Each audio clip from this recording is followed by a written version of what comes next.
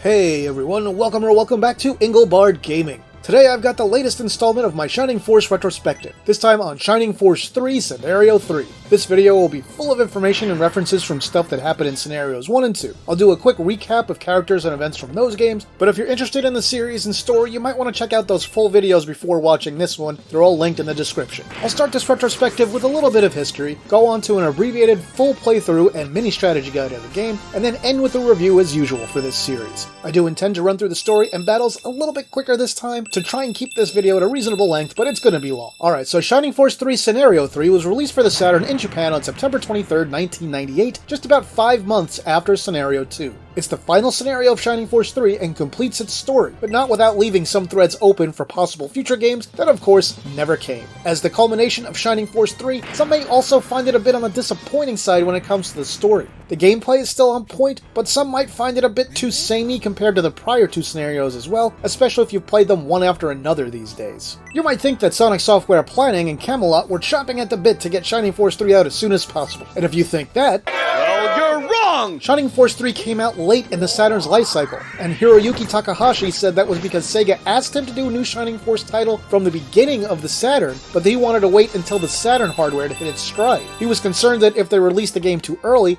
that it wouldn't take advantage of the console's capabilities and would end up being a disappointment. Takahashi was also proud of the scenario system he employed and being able to effectively link the data from one game to the others. The question at this point is, did this grand experiment of releasing the game in 3 separate parts work? And I think there are really 2 answers to that. First, from a financial standpoint, I think the answer was an emphatic no. From the sales numbers that I could locate looking at multiple sources, it looks like Scenario 1 sold roughly 130,000 units in Japan, Scenario 2 sold about 55,000 units, and I can't even find sales data for Scenario 3, although everyone seems to agree it sold less than Scenario 2. And I don't find that too surprising. Why not? Because in almost every multiple game release like this, future episodes sell worse than prior ones. Bear in mind that I'm not talking sequels or series here. I'm talking where one large game is spread across several episodes that release in a fairly close proximity to each other. Now, as I mentioned last time, Square Enix is currently going through the same thing right now with Final Fantasy VII Remake and Rebirth. Remake sold substantially more than Rebirth, which followed it. And that's a shame because Rebirth is a vastly superior game in my opinion. But that's also a topic for a different video. Now, I don't want to make it out like Final Fantasy Rebirth is a failure or anything like that. It just sold considerably less than the one that came before it, and it won't surprise me if the 3rd episode of Final Fantasy VII Remake sells worse than the 2nd.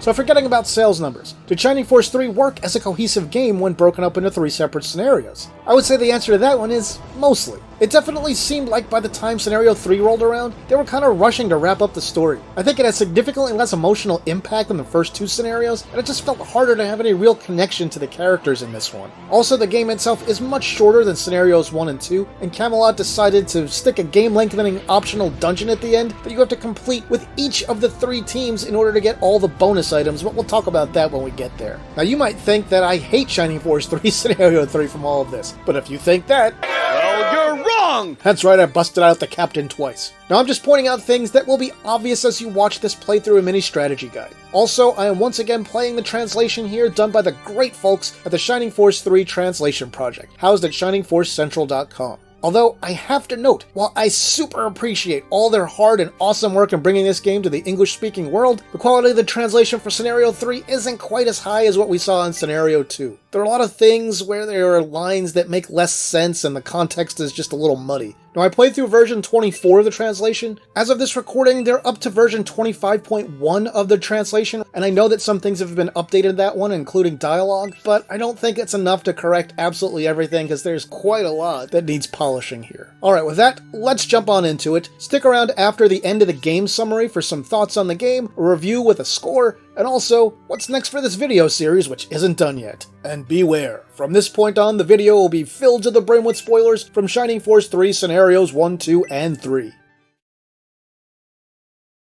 Here's a real brief summary of Shining Force 3 Scenario 1. We began the game with a wizard named Gabriel and a little fairy named Faye who are reading from a storybook and recruit us into the game. They're a little more important this time around, so I wanted to make sure to at least show them here. We'll come back to them later. King Benetrim of the Aspinian Republic and Domaric, the Emperor of the Distonian Empire, are in the mobile, neutral town of Saraband, run by Governor Garvin, for a peace conference. Aspinia split from the Empire years before the start of the story through a bloody war of independence. Symbios is the son of the Republic's war hero Conrad, and he's also present here with a small contingent of soldiers that are mostly untested. Prince Median, Domarik's youngest son, is also present with a similarly inexperienced force of his own. Domarik is then seemingly kidnapped by Benetrem along with some masked monks, but we quickly learn that this was a ruse and it wasn't really Benetrem at all. However, the forces of both the Empire and Saraban don't know that and seek to arrest King Benetrem. The Aspinian contingent thinks that it's best to get King Benetrem out of there and return him to the Republic, and so they begin a long journey to get him back into Republic territory. We learn that the masked monks are part of a cult devoted to the Vandal Bolzome, and they seek to resurrect him and create the 1,000-year kingdom, where the Vandal Bolzome will rule with darkness and cruelty, because hey, who wouldn't want that, am I right?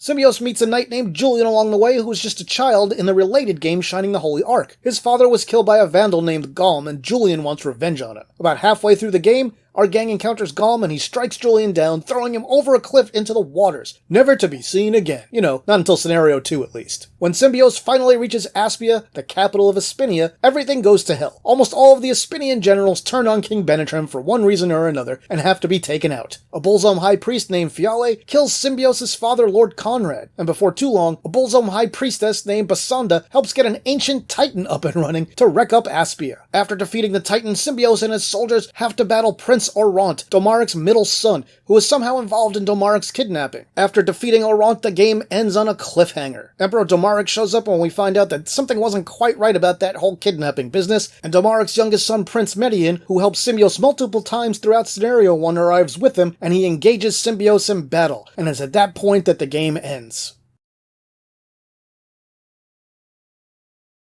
Upon loading up Scenario 2, we once again see Faye and Gabriel, and this time we learn that we're going to take control of Median. And then Scenario 2 starts pretty much at the same exact point where Scenario 1 started. We see a lot of the same stuff from the beginning of Scenario 1, but from Median's perspective this time around, with an emphasis on the class system of the Empire and how Median is looked down on even though he's a prince because of his commoner mother. Early on in the game, Median encounters a battleground littered with the corpses of soldiers from the Empire and the Republic near the town of Anafect. It turns out that Generals Garzel of the Empire and Prodot of the Republic fought a great battle here, but General Spiriel's troops also entered the fray. Included among the dead are warriors from the Bolzome sect. Median learns Basanda had cast a spell on Spiriel and was controlling her somehow. Median and company learn about the godchild Gracia, and the game uses the term godchild as in child of a supreme being, as opposed to the more common use of the term. Gracia has been in the village of Stump, but left before Median and crew arrived. In Stump, for some reason, Galm shows up and easily defeats Bolzome High Priestess Sharon. Shortly, Median and company catch up to Gracia and he joins the group. Just before that happens, hey, Julian from Scenario 1 washes up on the shore during a battle and joins Median and his team. The force encounters the Rainbloods for the first time, the elite military squadron of Emperor Domarik, who only take orders from him, and they are extremely powerful. During a battle, the team saves Gracia, and Gracia uses the Staff of Bessem to knock out all the baddies around. General Rogan arrives with a ship and takes the group away from the place. They decide to take an unconscious Fiale with them as a prisoner. We learn about some ancient flying ship called the Walkere, and Gracia thinks that he can stop it with the power of the Staff of Bessem. Julian vows to help Gracia. Now I have Edmund in my playthrough, and he also agrees to go with them. That splinter group goes off and will be the protagonists of Scenario 3. The main team here return to Saraban, where most of them end up getting captured. Median and company rescue Emperor Domarik, who it seems was kidnapped by Governor Garvin in cooperation with the Bolzome monks, and somehow also as an alliance with Orant.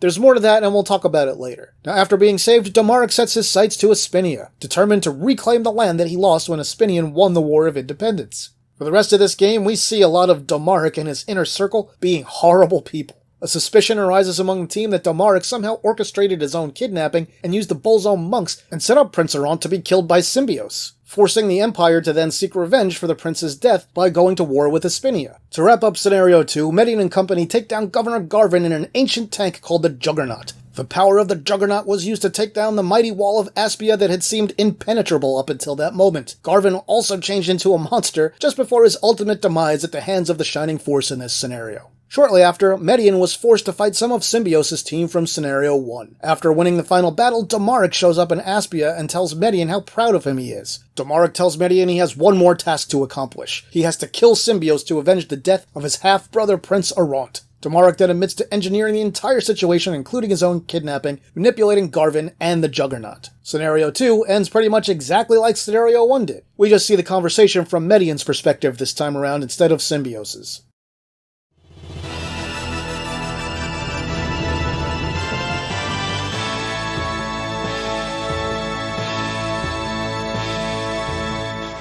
Just a quick note before we begin the story review and gentle walkthrough of Scenario 3, I played through each of these games using a Beetle Saturn Core and RetroArch on a Windows-based PC. I set Beetle to use Unified Save RAM, which is required to have your data carry over from one scenario to the next. I talked about that in my Scenario 1 retrospective if you need some more information on how to do that. With that, let's begin. As usual, we start with Faye and Gabriel. Faye says that the Master Wizard has rewound time a bit for the final hero Julian to try and set things right, and then we jump into the main game. This one starts just after the point that Julian and Gracia left Medion's army in Scenario 2. They're on the way to Destonia so Gracia can stop the Walkyrae. They summarize a lot of the plot of the first two games here, which I already did, so let's just hop into battle number 1. For battle number 1, some Bolzo masked monks show up and say Julian and company won't make it to Destonia.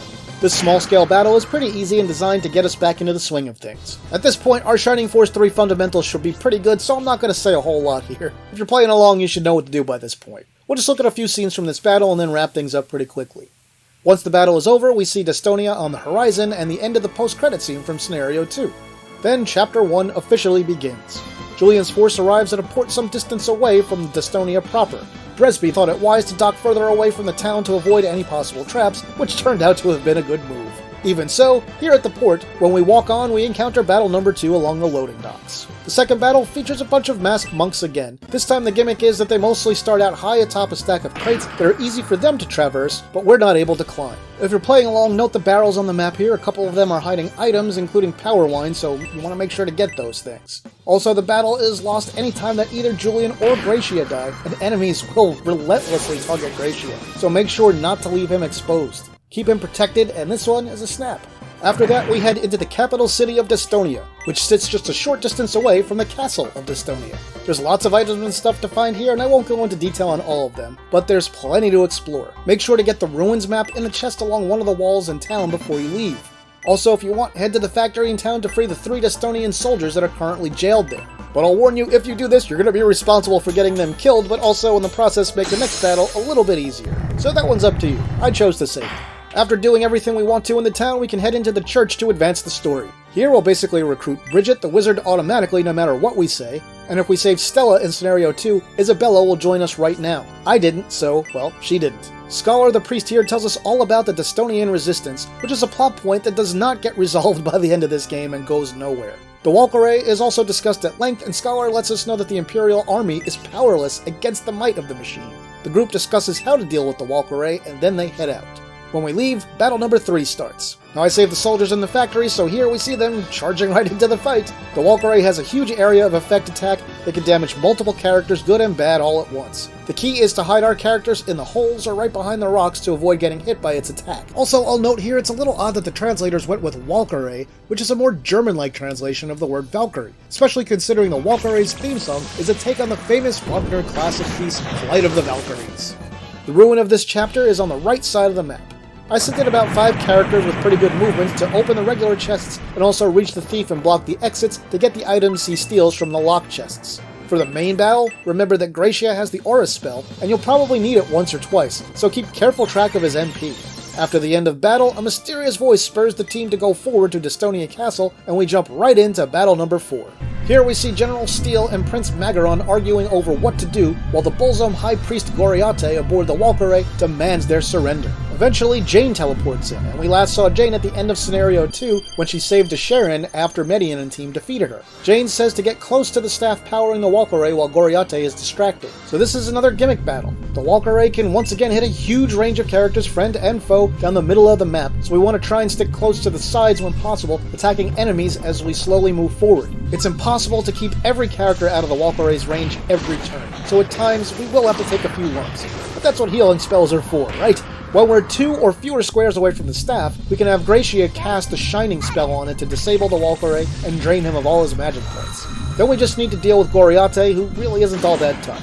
After Goriate falls, Jane shows up again, saying she didn't want the Walkyrae to be used as a tool for invasion. She then begs us to let her save Goriate and take him with her. This choice matters. If we say no, she takes him anyway and uses magic to scare us off. If we say yes instead, Jane peacefully takes Goriate away, and will reward us later by giving us another character for the Force. So I let her take him peacefully. Magaron and Steele show back up when it's safe and are completely thankless spoiled brats. The wishy-washy Magaron is easily influenced by General Steel. Steel warns Bresby that they may come to arrest him as a traitor, and they won't allow any of the scum that helped the Republic into the castle.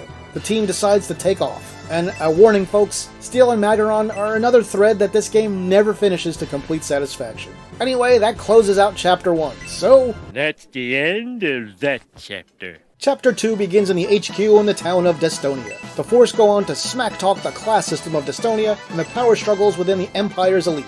Bresby offers some insight that those who possess power tend to be corrupted by it, and he officially joins the Force as our advisor for the time being. Kate the Sniper will also officially join us at this point. Scholar shows up and talks about how Steel manipulated the weak-minded Magaron.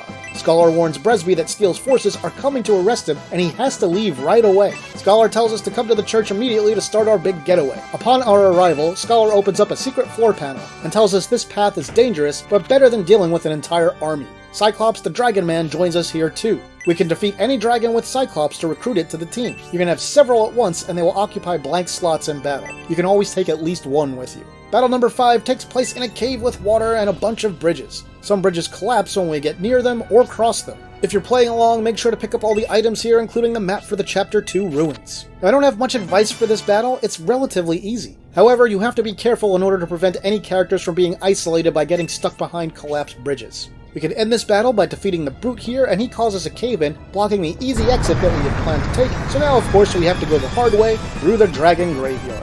As we begin battle number 6 here, remember you can always use Egress to leave any battle and go to the closest church if you need to revive or cure anyone or save your game. Anyway, since I chose to spare Goriate and let Jane take him at the end of Chapter 1, she repays us by having the unicorn Roly join us now. The eventual boss, the white dragon that shows up, is recruitable by having Cyclops strike the finishing blow against it. Also note that if Cyclops kills a dragon while counter-attacking, the dragon won't join. Cyclops has to land the final strike on his own turn to recruit them. But this battle can be a bit of a pain because of the environment. We need to use ranged attackers well, not get surrounded, and try not to send anyone out too far on their own. The dragons here have some powerful attacks that can easily take characters out. The next ruin is also here, and I send several characters into it and block the exits that I can. The trick here is that it takes a character's turn to open any of the doors that we come across, so it'll take a few turns to get characters all the way through to the north side of the map where we can reach the thief and block the exits. The items here are a Healing Rain and Lucky Cookie, so honestly neither is super great since we have some characters that can cast Aura level 4 already, and that completely heals all characters for only 18 magic points. But anyone can carry and use Healing Rain, so there's that, and of course if you want extra luck, that's what that Lucky Cookie is for. Anyway, we take out the white dragon to finish this one. I recruit him by killing him with Cyclops, and we learn his name is Thousand, and also, we have no control over him. The computer controls Thousand at all times during battle for the rest of the entire game, making him fairly useless despite being relatively powerful at the time that we receive him. And the Force enters the hidden village of Foothill, which is built into the mountain. The people here worship the ancient white dragon, and their relic is acting kind of funny. If we go into the town's dragon shrine, we find out they worship Thousand, and they know that he's leaving on a journey with us now. After that, we get the ability to freely explore Foothill and pick up some items before exiting the village near the waterfall basin to continue on towards Barrier Fortress in the next battle. For battle number 7, outside of the fortress we find a lion man named Leon who is looking for Julian and company because he wants to join the team. The Imperials think that he must already be working with Julian and they attack him and then us. Talk to Leon to get him to join the Force. This is another battle that's very straightforward. You just have to watch out for ranged enemies on the side of the map, and other than that, if you're a bit underleveled at this point, this is a good battle to egress from and do a few times if you need to gain the experience. Otherwise, just defeat the guards up top to move on. And we're done here. Leon gives us some advice on how to conquer Barrier Fortress, and we move right into the next battle once again. Battle number 8 is another big gimmick battle, of which there are many in this scenario. The goal here is to have some characters in the upper right area of the fortress. We want to position them at the cannons to attack the enemies manning the other cannons. Also, enemies spawn in here in the top right area, so we can position characters in spawn points to prevent that. We also need to be ready to take enemy cannon fire as we advance our main team on the lower portion of the map. There are basically 2 phases to this battle. Once we've taken out the primary enemies, some more will emerge from the fortress. Also be prepared for the attacks that the team on the wall will take. I made sure to have a healer and some healing items handy just for them. The rest of the force should advance slowly toward the door in the north while being prepared to deal with those fresh incoming enemies. The battle ends when we take out General Defenda. Defenda was a good soldier and did his duty so that the Empire wouldn't go after his family. He's okay with losing and dying because the Emperor will know he died fighting for the Empire and won't persecute his family. We then sadly march through Barrier at the end of Chapter 2.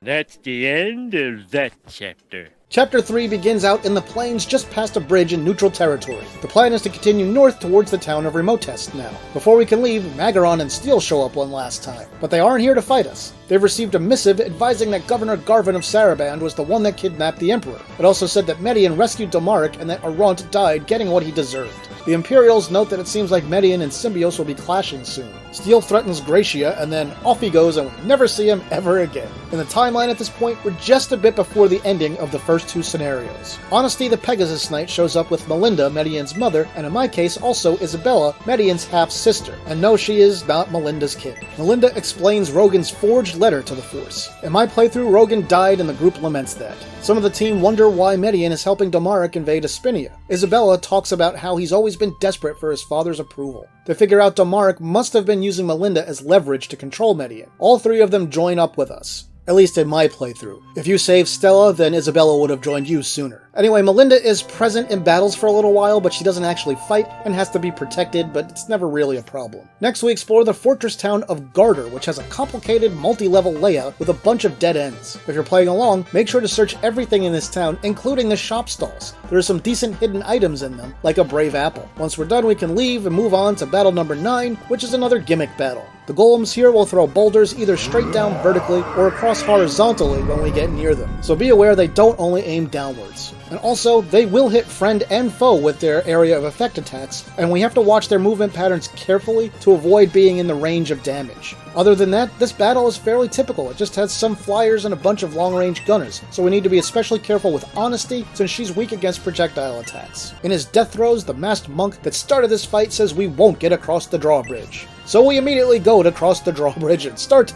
battle number 10.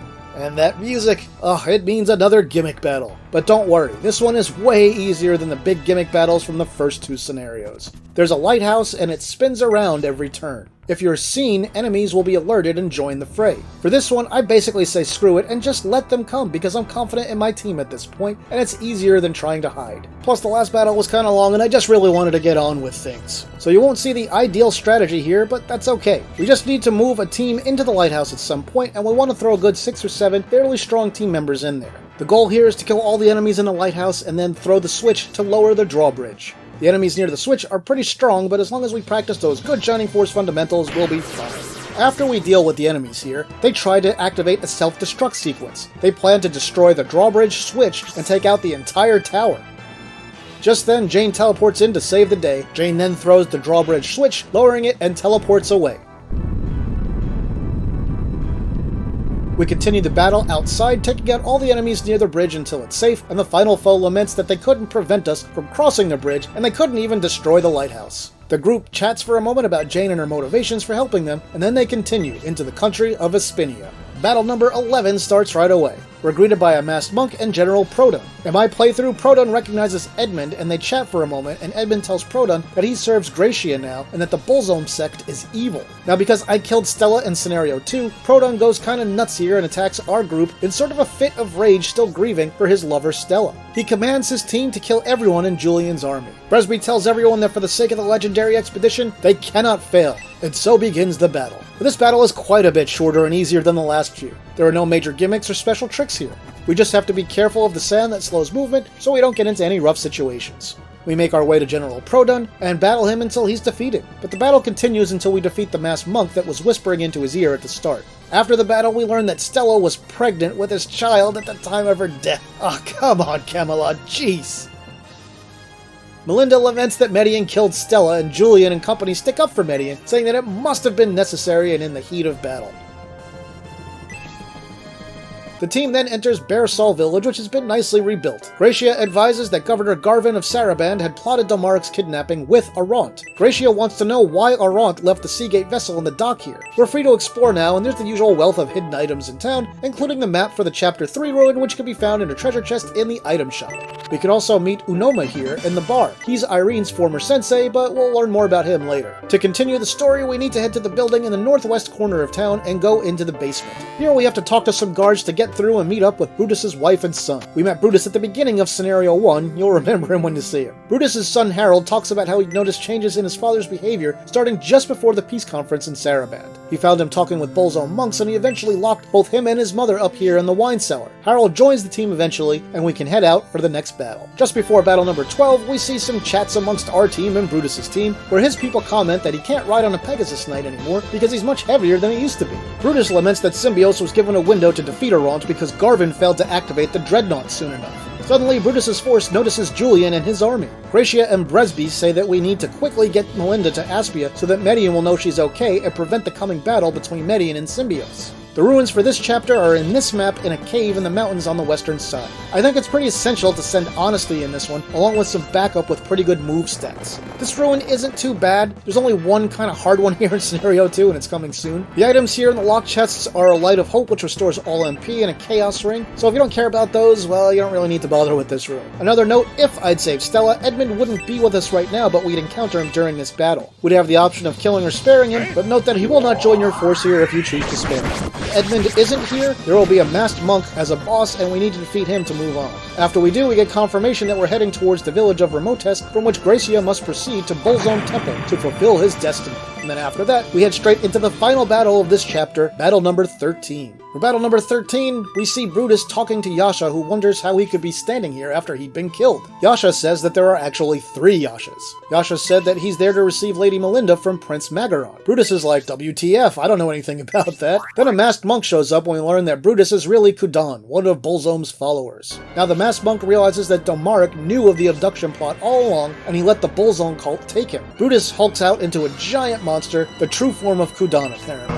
And the masked monk, Kudan, and Yasha all decide to cooperate to defeat Julian and kidnap Melinda. The minor gimmicks here are some areas of the map will collapse after our characters step on it. This can isolate some characters, so we'll try not to send anyone too far out on their own. Since I level my characters pretty efficiently here, Isabella already has Aura level 4, which as I mentioned earlier has the same effect as Healing Rain and only costs 18 magic points. That's less than Heal level 4, which only heals one character. Aura will be especially helpful here with enemies that have spells like Spark levels 2 and 3 in this battle. And we'll need to take out both Yasha and Kudan, and they have some powerful attacks and magic spells, so we need to be prepared. We make our way up to the top and deal with the 2 bosses, trying to isolate them and take them down one at a time. I take out Yasha first, and then move my focus to Kudan and just swarm him. After repeated attacks, I take Kudan down with Leon. Kudan is shocked that he's able to die after Bolzone gave him a seemingly invincible body. He begs Bolzone for more power, but then dies in front of us. Harold's sad that Kudan had impersonated and probably killed his father, the real Brutus. Honesty and Donhort rush to Aspia so they can tell Median that Melinda is safe as quickly as possible. The rest of the force head to Aspia to find the remains of the Dreadnought from Scenario 2 and the broken wall of Aspia City. Then finally, Julian and company enter the town, and it looks like it did at the end of Scenario 2, all damaged and burned out.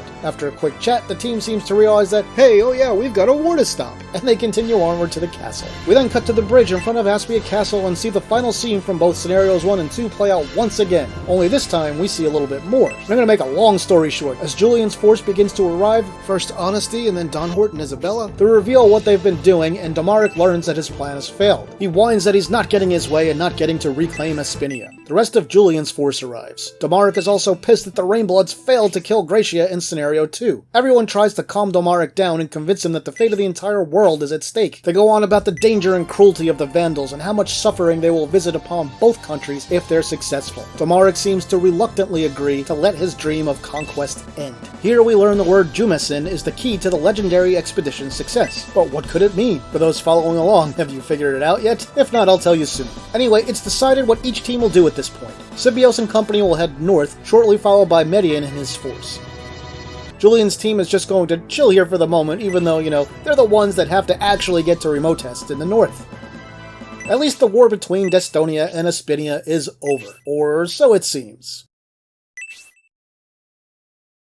That's the end of that chapter. At the beginning of Chapter 4, we get to explore both the town and castle of Aspia here. Now if you're confused by the names, remember Aspia is the town and castle name, Aspinia is the country name. We encounter Median and Symbios before they leave, and they let us know that they just can't figure out what Jumesin could possibly mean. Everyone seems to yammer about fate bringing them together, etc., but then they immediately head out on their own paths. Julian and company plan to meet up with both Symbios and Median in remote test. Anyway, there's not much to do here this time around, just find some mithril if we want it, and I make sure to recruit Pendolph the Penguin here, which can only be done if we recruited both Pen and Penko in scenarios 1 and 2, respectively. We can return to the castle, and Bresby and Melinda leave us while Benetrem joins as our new advisor for the rest of the game. We also learn the startling, I suppose, secret of Jumesi. It's the first syllable of each of the 3 heroes' names, and all 3 of them must be present at remote test to fulfill their destinies and stand a chance at defeating Bullseye. Now we have to rush off to remote test sooner than planned. I get gifted a worthless sword when leaving, since I saved everyone during the train tracks battle of Scenario 1. Yippee, I guess. To go on with the game, we leave town. Julian and company head north of the Great Wall. Since I spared the mind-controlled Emperor General Spiriel in Scenario 1, Spiriel shows up here and follows us through the wall's gate. We see that north of the wall, things are a bit overgrown, and the Force can't even find the road that leads to remote test. Gracia senses evil, and then battle number 14 begins. This one is very basic. There's some items to find in the stones scattered throughout the area, a couple of mithrils, dark matter cubes, and a pretty glove. Remember, you can use Cyclops to recruit any dragon he defeats. We defeat the dragon to finish this one up, get a cutscene where we hear a bit more about Benetrem being the navigator, and he seems to know a lot about the area despite never having been here before. If you're wondering if this story thread pays off, nope, it doesn't, and then we have to head straight into the next battle. The Shining Gang here spots Arkill Village, our next stop, and of course some monsters show up to attack the village. Benetrem says we have to save it, and off to battle we go. This is one of the shorter and easier battles in the entire game. We can win just by taking out the Hell Succubus here, but as usual, I recommend defeating every enemy possible before doing that for the experience. It'll save you some time later. And since I saved Spiriel in Scenario 1, this is the point in this scenario where she joins us, right here in the middle of this battle. Eventually, we cut down that Hell Succubus, and the battle ends. Dunhort notices the river running into the village. Benetrem says that it's the Holy River, also known as the River of 1,000 Miles. The group is suspicious of Benetrem and his knowledge of this place once again, but they shrug it off and go into the village. Alrighty, the Shining Force finds itself in the small village of Aural. That's A-U-R-A-L. As usual, there's a whole bunch of stuff to get here, including a Next Ruins map, which is in a chest behind the bar. We loot the place and then head over to the left side of the waterfall, and then go inside here and speak to Onianara. Onianara name drops the ninja Morasame from the first scenario, and said he was here so she knows everything that's been going on down south essentially. Benetrem tells her they figured out the secret of Jumesin, and the gang explains it to her. Onianara tests Gracia and has to tell him that he's not an innovator, at least not yet. He needs to basically go get his innovator power unlocked. Onianara sends us to Arkill to evolve Gracia's spirit. Benetrem again gets cagey about his ancestry, and I will remind you that this thread is left completely unresolved at the end of this game. Anyway, off we go, leaving Aural and getting into the next battle. The Force here talks about how Symbios and Median must be far ahead of them and they have to catch up. They go to Arkill first, of course. This battle is relatively straightforward, so I won't cover much of it, but the ruin here is a bit of a pain. Inside the ruin, approach the torches and investigate them to light them and see more of a map. Some spaces on the ground control whether barriers go down also, which happens automatically when you step on them. Getting to the thieves before they escape is kinda tough here. You've got to get to those columns in the left room and lower them by stepping on a particular square as soon as you can. Once that's figured out, the rest of this isn't too bad. But the enemies in here are pretty strong. When we're done with the ruin, we only have to kill the Chimera to move on to the next battle. I suggest saving it for last and getting as much experience as you can. Right after that, we're off to battle number 17. Now remember, as this battle starts, that we can aggress at any time to do any party maintenance we need to and then come back to the battle. Benetrem's a little wobbly from being tired, but don't worry, he'll be fine. We meet Jubei the ninja, who warns us that we're gonna have trouble on this mountain and that we're being followed. Just then, the Rainblood's Pawn and Bishop show up across the map. They vow to kill Gracia this time. The team is confident that they can take down these 2 Rainbloods as long as they remain separated from the other 4. The Rainbloods do some posturing, Jubei does some anti-Rainblood posturing, and then the Rainbloods say that they're going to kill us all. Jubei tells us to destroy these 2 while they're separated from the others. Now this is one of the most annoying battles in the whole game. To win this battle, we have to defeat the Rainbloods. We can also recruit Jubei to the Force here, which I absolutely recommend. But reaching Jubei before he gets himself killed is quite a chore and may take several attempts. There's an outdoor portion of the map on the mountainside, and there's an indoor cave system as well. There are multiple entry and exit points for each. Both are loaded with enemies. Jubei will run into the cave on his immediate right when the battle starts. Following him that way won't really help, you won't catch up to him. I learned that it's better to head up the mountains a bit, get into one of the higher caves, and then meet him that way. And we have to talk to him to recruit him. If we don't talk to him before he dies before the end of the battle, we won't be able to bring him onto our team. And if Jubei gets outside that top cave, he'll die there and we'll lose him forever. So to rescue him, we really have to talk to him in the caves before he reaches that top exit. Now the only other advice I have here is that the Rainbloods really aren't that bad. Just try to focus on them one at a time. We'll take some lumps, and that's pretty unavoidable. Use ranged attacks when possible and position characters on different sides of them so that area of effect spells won't hit as many characters at once. Also, be sure you have high defense characters in front of lower defense characters here, especially because Pawn hits very hard. After we take out Pawn and Bishop, we're done both with this battle and this chapter. Bishop warns that the other Rainbloods will kill us later. Benetrim focuses everyone on continuing to Arkill so they can complete Gratia's evolution ceremony. The Force then exits the map. We reach some open plains here and look for the village of Maya. We can't find it anywhere, which is weird for a village we know should be here. The team notices a buzzing noise. They look up and hey, look at that, flying houses and shops. That's the end of that chapter. We begin Chapter 5 by walking into the empty frame of the town of Maya at night. The only building here right now is the church. We have to go to the church and talk to the priest, possibly save too, to advance the story. After doing that, we begin battle number 18, where the Force is attacked in Maya by monsters. This fight doesn't really have much in the way of gimmicks, although some monsters will spawn as we advance in different directions on this map. Also, if you're playing along, you want to make sure to take out the barrels during this fight, especially those in the southeast corner of the map. Otherwise, you'll lose out on some pretty decent treasures afterward. If you want to power through this fight quick and don't care about anything else, it ends when you take out the Skullfish. Once we do that, one of the flying buildings lands and out pops a little fairy named Primula. While that name may not seem familiar immediately, she is actually the same character as the fairy that was known as Primrose in the US version of Shining the Holy Ark. And yes, this was confirmed to be the same character. And it's pretty obvious from her references to Arthur from the Holy Ark. Now there's a big lore dump here and I'll give you just the basics of it to help keep this video as short as possible.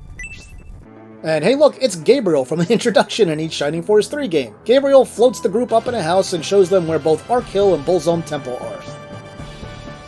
Gabriel says that he has a book that will explain what we need to do, and here we really get to confirm that Primula really is Primrose, as Gabriel talks about how she's from Enrich and knew Julian as a child, and that she stayed behind with Gabriel and has been training with him to get stronger after helping Arthur deal with the Vandal in that game. But shortly after, one of Gabriel's assistants tells us that the book we need is missing. What a shock. Anyway, after this scene, we're free to wander around town and there's stuff to grab here, including the map for the next ruins, which is in a chest in the house near the church. Also, for a laugh, you can see a few of the developers inserted their own portraits into certain characters here, and it'll be obvious which ones. Once we're done, we can leave town to start the next battle. Battle 19, again, is one of the more annoying battles in the whole game. It starts with Gratia alone in the sand surrounded by trees. The ruin is off to the eastern side of the map, and is the worst ruin in the entire game. Yeah, this whole battle ain't great. First, the main portion of the battle. Most enemies will constantly respawn after you touch certain parts of the map. So if we just march straight north to Gratia, we're gonna have a bad time. It's easy to get overwhelmed and overpowered and wiped out in this battle unless we're very careful. Instead, what we need to do is carefully move our team along the right side in the path between the trees while slowly maneuvering Gratia towards them, using his aura spell to heal himself whenever necessary. Also, we want to send about 5 or 6 characters into the ruins here, especially one with very high movement. Now let's talk about the ruins. For the ruins, I use Rolly as my main character in here, and Rolly's starting position is moved forward a bit from the other characters, also jumping in on the same turn, which allows Rolly to reach the minecart on its first turn. Now on his turns, the thief will take the cart, get to the area with the chests, open them, take the stuff, and then flee like normal to an exit. Unlike normal, only one character can stop them this time around. Now Rolly has to take the first cart and then figure out which cart to take the next few times, and I'll show you briefly here. The idea is to reach the exit and block it so the thief can't leave. I also end up putting the thief to sleep here to make sure I get a few shots on him and he can't just hop on the other minecart and escape. It requires a little luck, but if you want to make your own luck, just play this on an emulator and use save states. And then you'll be able to fully get all the items from this ruin. Anyway, back to the main battle. This one ends when the Skeleton Lord is defeated. It might look pretty easy here, but let me tell you what happens if you don't do this map right. Feast your eyes on this. Don't let this happen to you. Avoid marching straight north into that sandy area. Anyway, we defeat the boss here and finally move on. The staff of Bessem reacts to the area and a big structure rises up out of the ground. Finally, we've found Arkill. Next battle begins when we enter it. Now, battle number 20 isn't really a battle at all, it's really more of a puzzle. The Oracle of Arkill shows up and has Gracia step into a circle in the center of the room where he must stay for the duration of this quote-unquote battle. The idea is to have the 4 robots stand directly in front of, behind, and to the sides of Gracia. The robots march in one direction and turn when they hit one of our characters. The robots initiate actions based on the icons on the floor. They can help us, hurt us, or do nothing. The pluses, for example, are aura spells that will heal everyone if a robot lands on them. The other symbols are all different elemental magics. If a robot ends on a blank tile, then nothing happens. The key thing here is to be ready to surround the bots. It might take a few turns since they only rotate in one direction, but it's really not too tough to do this battle without taking much or any damage at all. Once all 4 robots are touching Gracia, the battle ends. The Oracle talks about all of this being the will of the Creator, and that their world is a much smaller piece of his total creation. The Oracle then goes on about the nature of creation and destruction, and he advises the team that he must remain neutral and cannot join our fight. The Oracle also lets Gracia know that he can use the Staff of Bessem to promote his teammates to new classes when they qualify. After a cutscene, the Oracle of Arkill here uses the power of the Staff of Bessem to promote Gracia to a new class. That's right, a 3rd class level. Shortly after, the Oracle bids us farewell and tells us that we will not meet again. Suddenly, everyone's back outside of Arkill. Betatrim encourages Gracia to promote Julian using the Staff of Bessem, which he does. And from now on, we can promote any character we want to who has reached at least level 20 in their 2nd class. We can level them up a bit more before promotion if we want to maximize stats, but in this game, I don't really feel like the minor stat benefits are worth it, but if you're playing along, hey, you do you.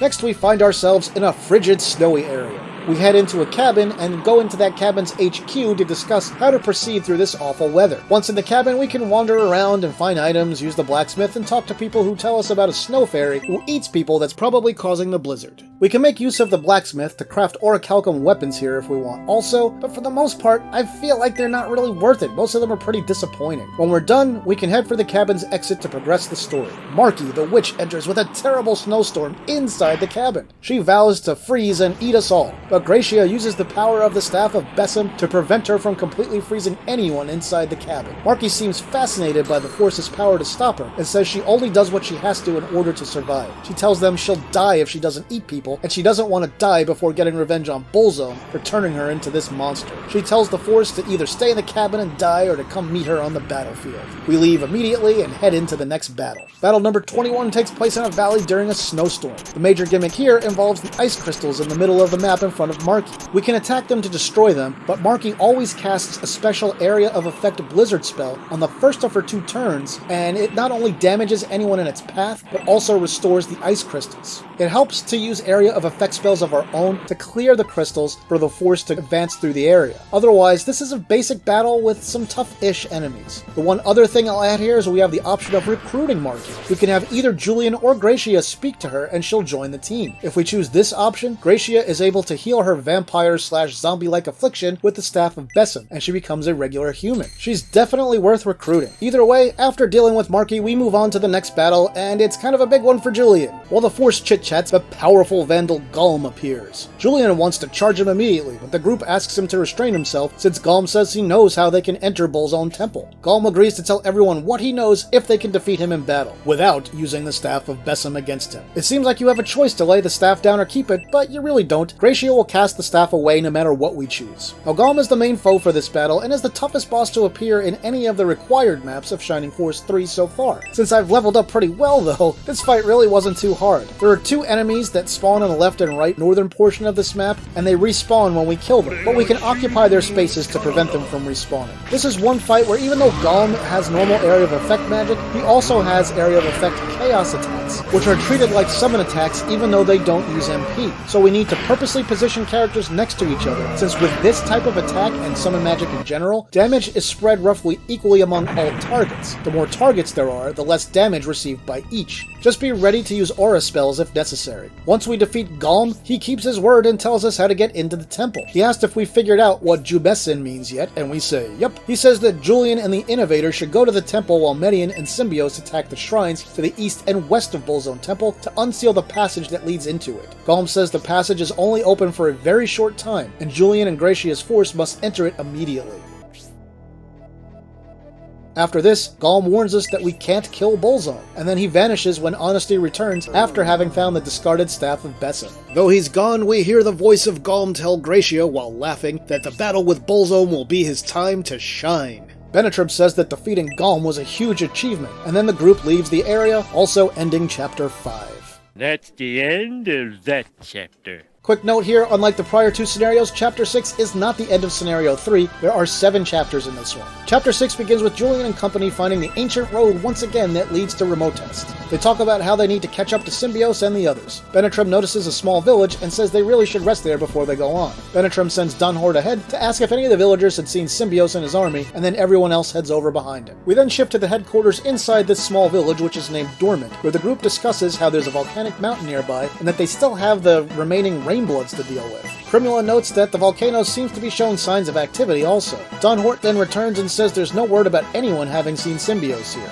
Once we get control again, there's a lot of stuff to find here. The next ruins map is inside a chest in the blacksmith shop, behind the blacksmith. Other than that, there's all the usual materials, consumables, and money. There's also a somewhat sneaky back door to the inn we can find by searching the big closet in the building. This leads to a small yard with a Dragon Man claw. After getting all the stuff here, we can do any party maintenance that we need to, like promotions, and then leave town to start the next battle. Alright, here's battle number 23. This one starts right after we leave the village. 2 of the Rainbloods hear us talking. This time, it's Rook and Queen. Once they hear we've defeated Pawn and Bishop, they want to kill us all. They first tell us that they've captured Symbios and his army, but that Symbios is still alive. Queen tells Rook that he had been ordered to not fight Julian and engage with them here, but Rook defies his orders and attacks Julian and the Force. Queen reluctantly joins him. There's also the final ruin in this map, and it's sort of dead center. Strategy-wise, this one is pretty much the usual. Even Rook and Queen shouldn't pose too much of a threat by this point, but if it's necessary, just go ahead and egress after getting some experience and come back. As for the ruin, this one's actually kind of fun after that awful minecart chase from the last chapter. There's a bunch of chests and a bunch of thieves far across a chasm in the ground. However, on our side of the map, there are 5 cannons. Just let the thieves open the chests and get the items. Then shoot them once with a cannon to make them drop whatever item they stole. We just have to pay attention to which thief took an item. And I recommend putting 5 or 6 characters with pretty good movement stats in here in order to reach all the cannons at any time. There are some good weapons and some more orichalcum here.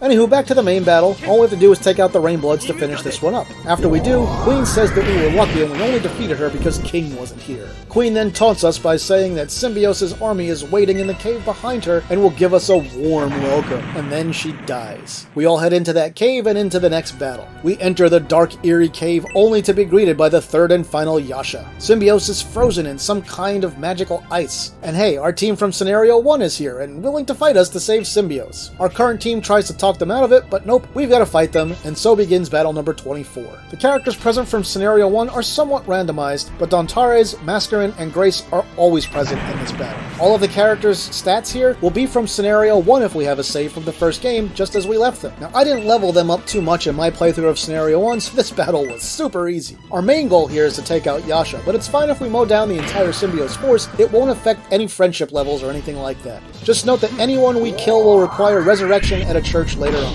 Anywho, we go on and eventually take out Yasha. Here, we get an interesting lore dump that I'll quickly summarize. The 3 Yashas left their village in hopes of becoming the most powerful ninjas in the world. They were inspired by Rhodey from Shining the Holy Ark. Julian had met Rhodey the Eastern Ninja when he was just a child during that game. Yasha admired that Rhodey defeated every assassin ever sent after him. The Yashas were dishonored for killing the Lord of Far East Village, Rhodey's home, and stealing the Scroll of Secrets. For protection and to evade the assassins after them, they joined up with Emperor Dolmaric to serve Destonia. With that info, Yasha says he won't die alone, that he'll take Symbios with him, and then he succumbs to his wounds. Just after that, Khan, Pulsis, and Finding from Scenario 1 enter and chat a bit about what can be done to save Symbios. They can't just melt the ice because that will kill Symbios, and Pulsis says they didn't attack Yasha because he was the only one that knew how to save Symbios. Just then, Jane shows up and says she knows how to save Symbios. Jane says it will take both her power and the power of Gracia's blessing spell combined with very precise timing. Gracia agrees and does what Jane says. Jane seems to be suffering in pain while casting the spell to free Symbios. Symbios is eventually freed from the ice, and some of the team rush him to the hot springs in Dormant Village. Jane assures everyone that she's okay, but that she has to go heal for a little while. Pulsis wonders how anyone can be harmed by the power of light from the Staff of Besson. After a little more chatter, we're off to those hot springs ourselves to check on Symbios. Symbios is okay, but he's not well enough to come with us just yet. Don Hort comes rushing in saying something is wrong with the Median army. Don Hort says 2 Imperial ships passed through at different times. The other one had the remaining Rainbloods, Knight, and King aboard. Symbios asks us to deal with the threat and says he'll join us once he's recovered. Also, we can now recruit Turk. We need the meat sold at the item shop here and have to speak to the little leprechaun running around the center of town. Technically, he's also a character from Shining the Holy Ark, one of the leprechaun pixies in the game that was named Tak, T-A-K, in the official US translation of that game. Turk's walking around looking for his pal Ogra. Talk to him with the meat in your inventory and you can start a little game of hot and cold that ends at the well in town. After that, we can leave town to start the next battle. Julian heads out to the area with the volcano near Dormant. A masked monk priest shows up and debates who owns the lands here since Bolzome ruled Aspia in the past. He also tells Julian and company that Median and his force have been captured.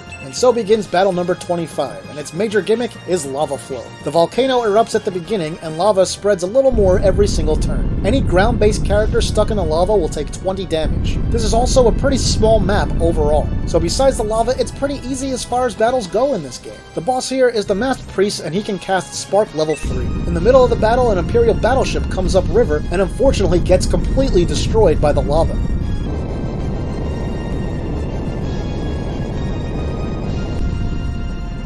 Benetrim says that it wasn't Median's ship, but that was a terrible way for the people aboard to die. Then the battle goes on. We defeat the masked priest and proceed onward to find out what's up with Median's force. The force continues on into another snowstorm, and the river here is frozen. Median's ship seems to be on top of the frozen ice, and the group debates whether or not they should board it. Benetrim says they need to get out of the cold, so the group decides to go onto the ship. Now we can go into the ship and explore it here just as we did earlier, but any of the items we picked up before will still be gone. In this close view, we can see the ship is in the water with ice all around it, and the crew is keeping the steam engine running, which is keeping the water liquid just underneath the boat for now. The lower decks of the ship have the church and shops and stuff. And we can start the next battle by heading to the main deck and then walking down the plank. We enter the ice flow area and encounter another Bolzome priest. Benetrim says they don't want to spill any more blood. The priest agrees and tells us to throw down our weapons. It's clear we'll have to fight this one out. And that music, you know what that means by now. The final Rainbloods will show up here mid-battle. Aside from that, there's a gimmick here too. The ice flow will develop cracks during the battle, which can hurt our force members, and powerful ice golem enemies will also crawl up out of them. Now this battle number 26, is a bit tougher than the last few. We have to be careful not to isolate anyone on one side of the cracks. We'll also want to have someone decent hang back a bit to deal with some enemies in the rear. To complete this battle, we have to take out the masked priest and the Rainbloods, Knight, and King. When the Rainbloods show up,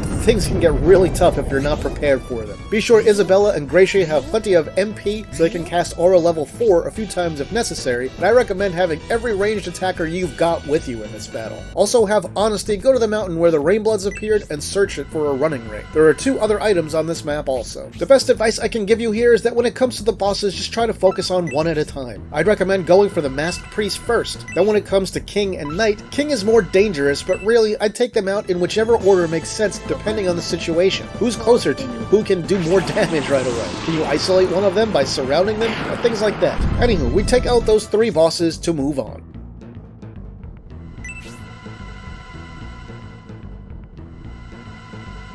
Don Hort laments the team's lack of caution because they thought the Rainbloods had went down with that ship in the lava earlier. Isabella says they have to save Median and everyone's like, duh, yeah. We leave the area and march into the closed outer wall of Remote Test, finally. Gracia feels a dark presence. A Bolzome dark priest teleports in. There's some back and forth, and long story short, Median's being mind-controlled by this dark priest. And just like we fought the Symbios army a short while ago, now we have to fight the Median army, and yes, they'll be at the levels they were at when we finished Scenario 2. Benetrim talks about how Basanda controlled Spiriel back in Scenario 1, and the solution was to defeat Basanda to break her free of that mind control. So off we go to kill the Dark Priest. Battle 27 here has the same basic rules as the Symbios battle. You can kill any character with no repercussions with one exception. You cannot kill Median and still win. And if you level your characters to a high degree like I did, well, Median is going to be incredibly dangerous here, especially with the Spark level 4 spell. Now on the plus side, I leveled my Scenario 2 characters up so much that they were worth quite a lot of experience with every hit and kill. And we only need to kill the Dark Priest to finish the battle, but we will almost definitely need to take out everyone except Median in order to survive here. The battle ends when we defeat the Dark Priest, who can't believe that he lost. Gracia brags about being an innovator. Isabella is worried that Median doesn't seem to have snapped out of the mind control yet. The Dark Priest scoffs and tells Gracia that he can't restore Median's mind, not even with the power of the blessing spell from the Staff of Besom. Julian shakes Median, but he won't snap out of it, not even after the Dark Priest finally dies. Just then, Jane shows up again. She asks Julian if it's important to him to free Median. When asked, Jane says she still hasn't fully recovered from helping Symbios yet, but she wants to save Median and his army for us. Benetrim says he's concerned about Jane and that she might face consequences for helping us since she's clearly tied in some way to Bullzone. Jane shoots lightning out of her hands, Palpatine style, at Median and his team. Before they can even snap out of it, the Walker shows up yet again. Jane says it's here for her and for us not to worry. Jane says she knew this could happen, but she wanted to do something meaningful for the world, and she wanted to help Julian somehow. The Walker sucks up Jane and then leaves. My question here is, why didn't the Bullzone forces just use it to suck up the good guys one at a time and then imprison or kill them? Oh well, I guess because the story had to happen, right? Anyway, Median finally snaps out of it. Shortly afterwards, Symbios and his team show up too, ready for action. The team says they need to rescue Jane after she helped them so much. The three forces decide to reconvene and decide what to do inside Remote Test. Just then, a fancy priest shows up. He says his name is Keeper and it's his job to welcome the legendary expedition. He's a spirit bearer, but he doesn't have the power to confront vandals. With that, the gate to Remote Test opens and everyone walks inside, ending the chapter. That's the end of that chapter. Here we are at the final chapter of Shining Force 3 Scenario 3. The three armies are assembled. Median discusses how they were all destined to meet and everything that happened brought them here to this moment. Keeper asks Benetrim how he can help. Benetrim says he wants to hear from each of the leaders of each army. Symbios talks about how his force needs to be promoted to the Force of Light. Median says the same thing. Benetrim then asks Julian if he's ready, and man, my Julian was ready. But my Symbios force was in a particularly dire state. And so here's what comes next, folks, and we're gonna fly through this part. I probably spent about the next, 15 or so hours of game time here. I don't remember exactly because I didn't record all of it to conserve some storage space. But first up, we can explore Remote Test. Inside are the Elbasem worshippers, and there are peeps. We can head outside for the regular town, and that is populated by Bullzone citizens all in their masks. We also can't leave the town. There are shops, there's stuff to find, and all the usual. There's even a blacksmith in town if we want to make any mithril or orichalcum weapons, and don't worry, you can basically get an infinite supply of orichalcum here if you want to. Another thing we learn here is that later in her life, Jane's mother was taken care of by Arthur from Shining the Holy Ark. Now we can have our current team leader talk to any of the other team leaders to switch them to the active team. We can take all three teams individually into the next optional battle, but only one at a time. So that's right, once we're done exploring, like the last two scenarios, we have an optional battle here. So what is battle number 28 all about? Well, let's jump in here. Battle 28 consists of 10 floors with progressively tougher enemies. It's super easy to level up your teams here. You can leave and come back as much as you want. The first time you finish each floor with each team, and you have to do this 3 times to get everything, you get a unique reward. Each successive time you complete a floor that has already been beaten, you get orichalcum instead. The first few floors are a cakewalk, but if your team is low power, feel free to aggress and come back as often as you need to. Anytime you come back to this optional battle, you always start at floor 1, so be ready for that. Now I'm not going to go floor by floor. Instead I'll just tell you that the first 7 floors are pretty simple and the normal fundamentals will apply. Floors 8 and 9 are harder with tougher enemies that are often grouped together in close proximity. You'll need to be higher level, well into your character's final classes if you want to easily take them out. Now floor 10 is worth discussing. It's got a ginormous difficulty spike versus the entire rest of the dungeon, and you don't want to spend like 2.5 hours getting here with each team and then lose. So I'll tell you what works on this one. No matter which force you're currently using, make absolutely sure you have a minimum of 4 long-distance attackers like archers or axe throwers with you. They must have an attack range of 3. If you don't have that, you can substitute a magic user or 2. But if you go that route, you'll need a bunch of MP restorative items, and it's much easier with just plain old distance attackers. But again, each ranged attacker absolutely must have an attack range of 3. Also, make sure that each team has at least one character that has aura level 4 with them. This is essential. You can substitute healing items, but it's a pain. I also suggest that all characters either be in their final class on the final floor, or really high level in their second class, like at least level 23. If they aren't yet, grind on the lower floors until they are. Then I'd promote them and grind some more. Really, I think every character should be level 5 or higher in their final classes to make this fight smoother. Now, taking out the archdemon enemies on the highest part of the map is relatively simple, but we do have to make sure to stay out of the range of the magic attacks from the 3 3 Colossus enemies. After all the archdemons have been dealt with, we want to use one ranged attacker from a position on the highest part of the floor to start damaging the Colossus enemies in the middle part of the floor. Each one has 500 HP, so this is going to take a little while. They also have quite a lot of MP. Now we want to take them on one at a time and be careful not to lure 2 of them into the same general area. We want to keep our characters spaced apart so that if these things cast Spark level 3, the damage is mitigated as much as possible. Once the 3 of them are gone, then it's time to focus on Taros. First and foremost, Taros has 5,000 hit points. Yes, I said 1,000.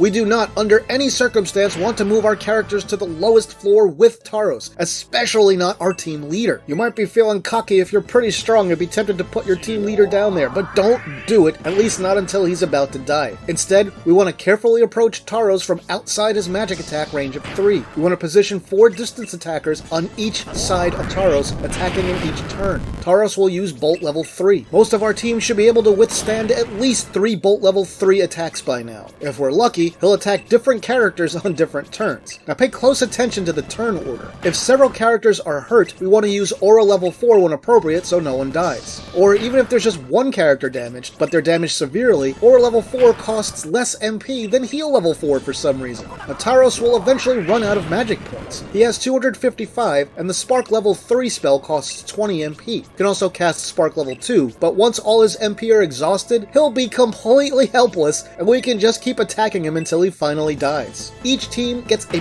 powerful sword for its hero the first time they defeat Taros. So if we want those powerful weapons, well, we have no choice, we have to go through it, and I did go through this with all 3 teams for this playthrough. And yes, it is tedious if you go to do it yourself, but once you figure out how to deal with the 10th floor, it's not too bad. Anyway, we want to make sure that everyone we want to use for the end fight is promoted to their final class, and you'll probably want them all to be level 5 or higher for the final battle. When we're ready to move on, we can activate Julian and talk to Benetrem to let him know. We answer yes to confirm we're ready, and then Keeper gives us our assignments. Median leaves first to concentrate on the eastern tower/shrine. Symbios follows to take out the western tower/shrine. Keeper tells Julian it's his job to take the path in the center into Bullzone Temple as soon as the other 2 teams open the way. He sends us off by calling us the Shining Force and telling us we're the world's only hope. Well, no pressure. Anyway, let's move on to battle number 29. Battle 29 is the game's penultimate battle. This is a battle that switches between 3 areas, each one led by a different force. We have to guide Symbios and Median to break the seals in the shrines,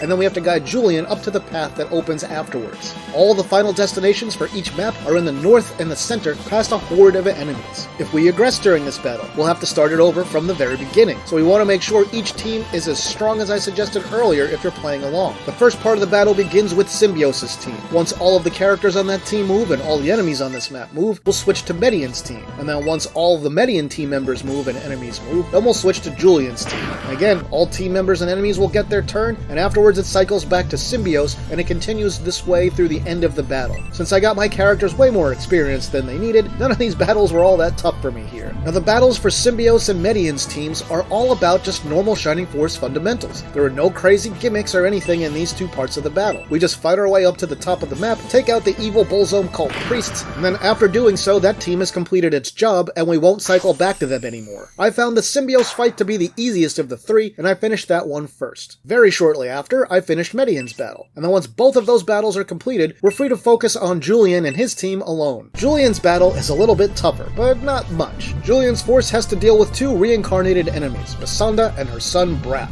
Also, the Walkere is here with that same annoying area of effect attack from earlier in the game. Just like earlier, we can send Gracia up to the staff controlling it and have him cast a shining spell on it to disable the Walkere. This battle ends once both Basanda and Braff are defeated. In my playthrough, I took out Braff first. And then once we defeat Basanda, with her dying breaths, she laments that her dark power was no match for Julian's army, and then Basanda says out loud that she'll be joining her son Braff and his father, and the 3 of them can finally be together, capping a sad end to her doomed romance and life. If you remember from Scenario 1, she fell in love with a man from the Aspidian Republic, General Fafford, and they eventually had Braff, but she left to return to Bullzone territory shortly after he was born. Benetrem asks if we're ready to face Bullzone. It's time to finish things once and for all. The path starts to shake, and Gracia says we have to get up there now before it vanishes. We rush up the steps to Bullzone Temple and the final battle of Shining Force 3. We see Bullzone standing tall in his temple, with the rest of his high priests that we defeated earlier revived. Fiale, Desharon, and Goriath Goriate. We see that Jane is captured, trapped in some kind of magical field. Bolzom talks about how she has both light and darkness in her. Bolzom also recognizes that she seems to have fallen in love with Julian. Desharin wonders why Gom helped the Shining Force. Before anyone can answer that question, Julian and company finally arrive.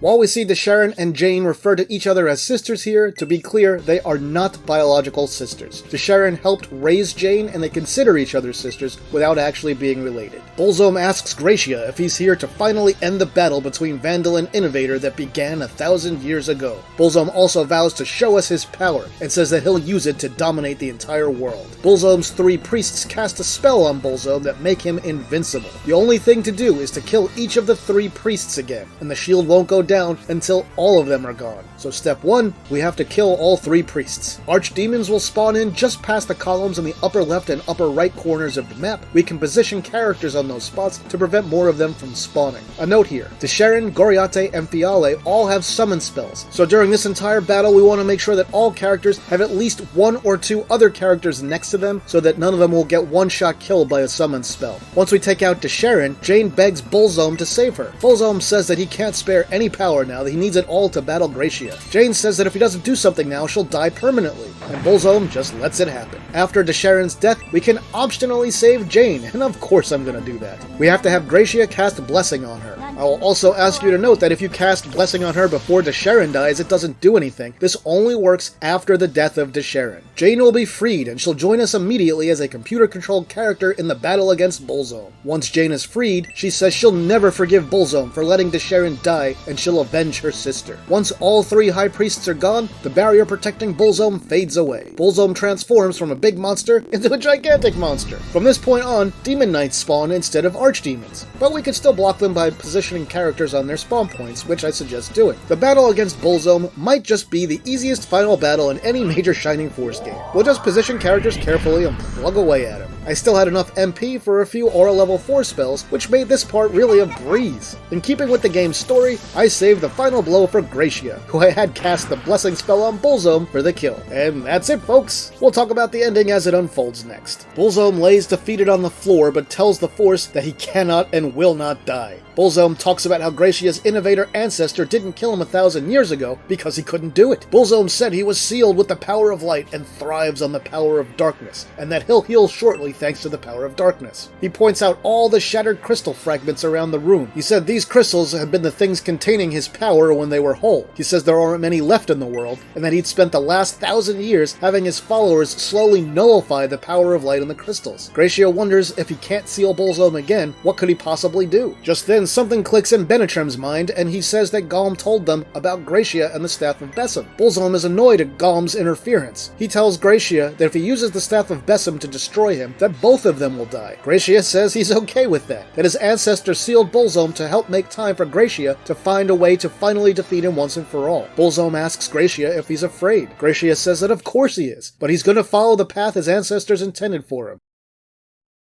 And he calls on the power of the Staff of Bessem to destroy Bolzom.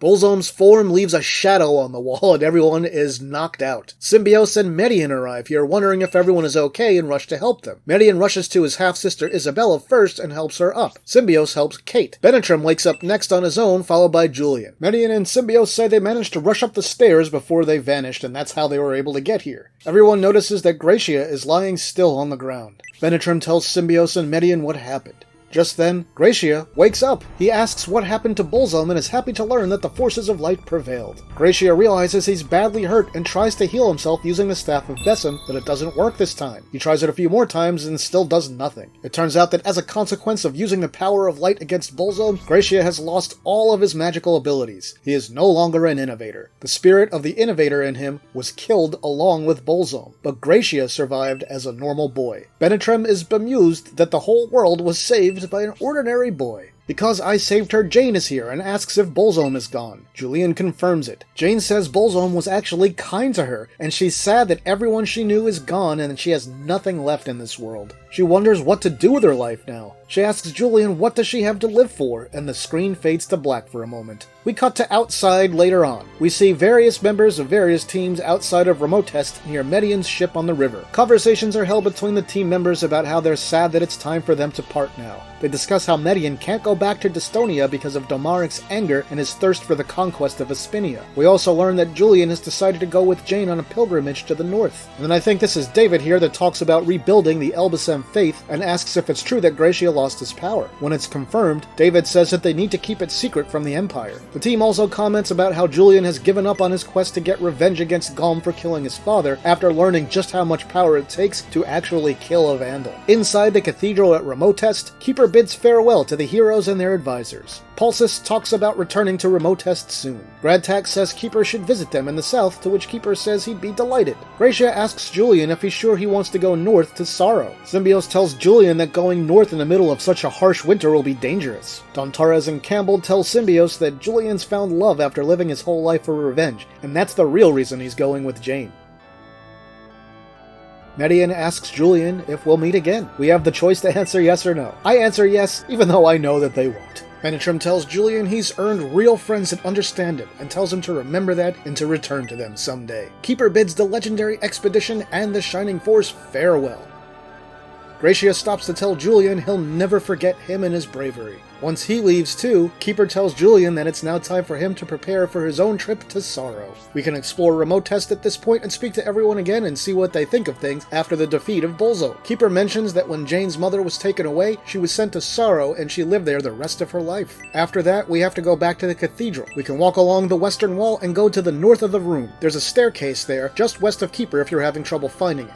Up there, we'll find Jane, and we have to go speak to her. Just before Julian and Jane leave, Keeper talks to them and tells them that the terrain to the north is rough, and it's where the Bolzone monks train, but he thinks that there are no fighters left that would pose any threat to Julian. Keeper notes that Jane has lost everyone she's ever cared about, and it will be healing for her to take a trip to see her mother's resting place. Keeper prays that our trip will be a smooth one, and that Jane's heart is healed, and that we both return safely to Remotest. Jane is full of optimism and says she thinks she'll be reborn after this trip. And then she and Julian exit and the credits roll. Long credits play here, and then we see this seemingly final still picture at the end that appears to be the Holy Ark from Shining the Holy Ark. What's that about? Nobody knows. But there's one final scene left. We end up back with Master Gabriel and Faye. We have one more chance to save our game, and we want to do that because, hey, we still have the premium disc left. Faye slaps Gabriel to wake him up. Gabriel recognizes that Julian has been triumphant. He tells Julian that everything turned out fine thanks to his efforts. Then Gabriel mentions the Holy Ark and says something cryptic about another opportunity. Gabriel then nods off again. Faye mentions that Gabriel's been all over searching for solutions to the world's problems. Faye says she'll just let him sleep, and then she floats down and transforms, and it turns out that Faye is really Jane. The game ends with Jane asleep at Gabriel's feet.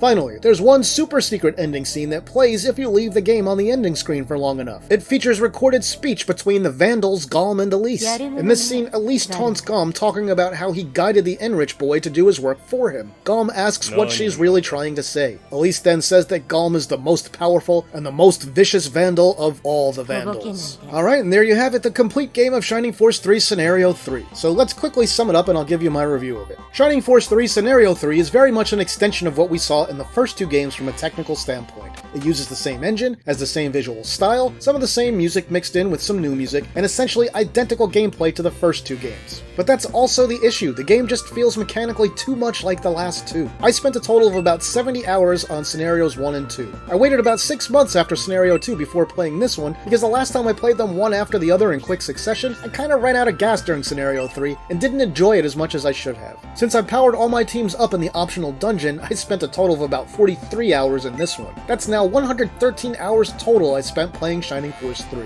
I appreciate what the developers did in trying to add gimmicks to different battles to give them something of a more unique feel, and Scenario 3 has more gimmick battles than the other two games. But there's also something just kind of weird about the whole vibe and atmosphere of Scenario 3. It feels a little bit like Avengers Endgame, where something just feels wrong and it doesn't quite stick the landing. And there's so many story threads that are left open at the end that I can't help but think every Shining fan would be disappointed that it's not buttoned up better. What happened to Dystonia? Aspinia and Emperor Domaric's ambition to conquer Aspinia? What happened between Median and his father? What happened to Magaron and Steel? They get to just keep on keeping on, I guess. And what's really up with Galm? Is he really sort of a neutral guy, a good guy, or is he being set up as a bigger bad for another game? People tend to think that Galm just wanted to be left alone, but the secret ending implies that he's incredibly powerful and a serious danger to the world. And on top of all that, we never learn about this secret pass to Benetrim that's hinted at throughout the game. Oh yeah, and what's up with the Holy Ark and the one more chance stuff Gabriel mumbled about at the end? We'll never know. There are plenty of other threads that are also left dangling. Now I know Camelot probably had it in their head to continue the story in some way, but it just never worked out. This was the last new original Shining Force strategy game that we ever got, at least as of this recording in June of 2025, 28 years after the game came out. And no, Shining Force Feather and the PS2 games don't count, they are much different. Overall, I'd have to give Shining Force 3 Scenario 3 a 7 out of 10. The first two games were brimming with potential. While the battle system began to feel just a smidge stale by Scenario 2, it's even more so in Scenario 3.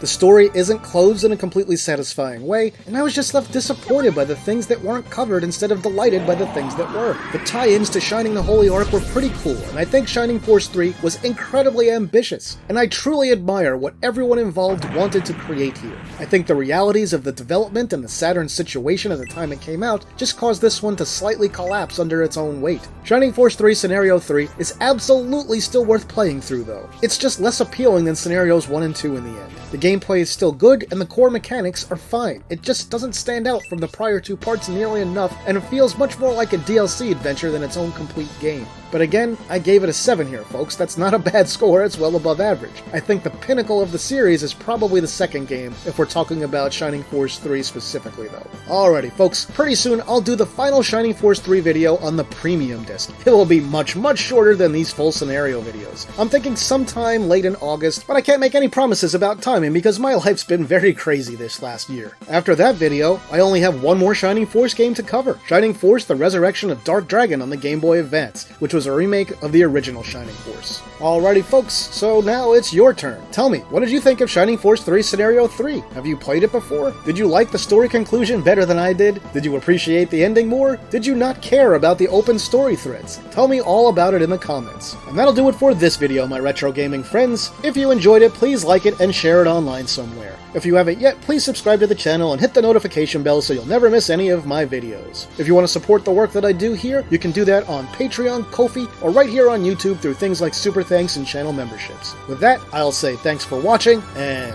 see me later.